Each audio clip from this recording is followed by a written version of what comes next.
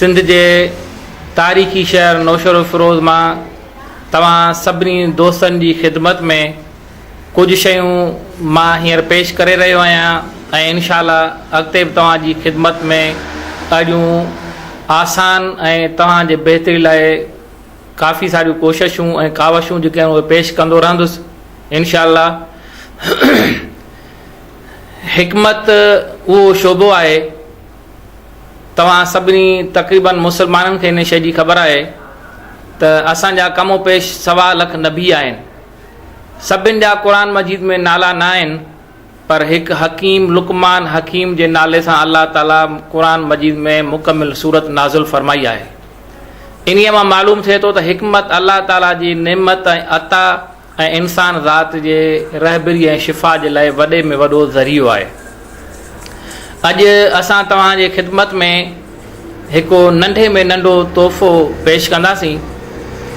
उहो आहे हींअर मुआशिरे में वधि माइदे जूं बीमारियूं पैदा थी रहियूं आहिनि, यानी माइदे जी गर्मी, जंहिंजे सबब जे करे कब्ज़, अधरंगो, शुगर, ब्लड प्रेशर, अहिड़ियूं मुख़्तलिफ़ बीमारियूं माण्हुनि खे थी रहियूं आहिनि। इन्हनि सभिनि जो जेको मेन मर्कज़ आहे उहो आहे मादो।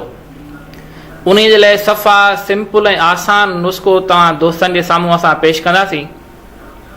उहो इहो आहे त नंढो चमच चांवर खाइण वारो सौंफ, जंहिंखे हिकमत जे नाले सां वडफ़ जे नाले सां सॾियो वेंदो आहे, उहो 1.5 चमच अधु किलो पाणीअ में ऐं उन सां गॾु टालीअ जो वणु थींदो आहे, उन जी हिकु लप ताज़ा पन पटे उहे पाणीअ में धोई साफ़ करे उहे उन पाणी में उन सां सौंफनि सां गॾु मिलाइबा ऐं वधि में वधि 2 दाणा नंढा फोटा उहा बि उन सां मिलाइबी।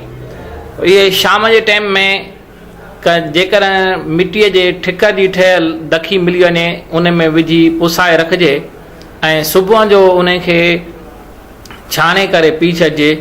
तक़रीबन 10 ॾींहं इहा शइ इस्तेमालु करण सां इंशाअल्लाह ताला मादे जी अल्सर, मादे जी ख़राबी, मादे जो बिगाड़, मादे जी गैस, मादे मां जेका पैदा थींदड़ कब्ज़ आहे, चेल ऐं जोड़नि जो सूरु आहे, इंशाअल्लाह ताला इन सभिनि बीमारियुनि खां इंशाअल्लाह अल्लाह कंदो सभिनि खे निजात मिली वेंदी।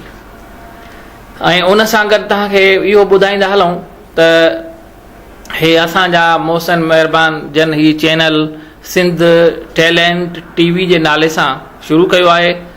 इंशाअल्लाह त हिन जे ज़रिए असां सभिनी इंसाननि जे रहबरी ऐं बहितरी जे लाइ उहे तव्हांखे फार्मूला ॿुधाईंदासीं जंहिंजो अॼुकल्ह मॉडर्न दौर में अंग्रेज़ी दवाउनि जे ज़रिए बि इलाजु नथो थी सघे, जीअं कैंसर आहे, बवासीर आहे, फालेज आहे। इन्हनि जा बिल्कुलु अल्लाह ताला ज़मीन में हिकु जड़ियूं बूटियूं पैदा कयूं आहिनि जंहिंजे ज़रिए आसान मुफ़्त में ऐं हर माण्हू पंहिंजे घर पंहिंजे हथनि सां पाण इलाजु करे सघे थो।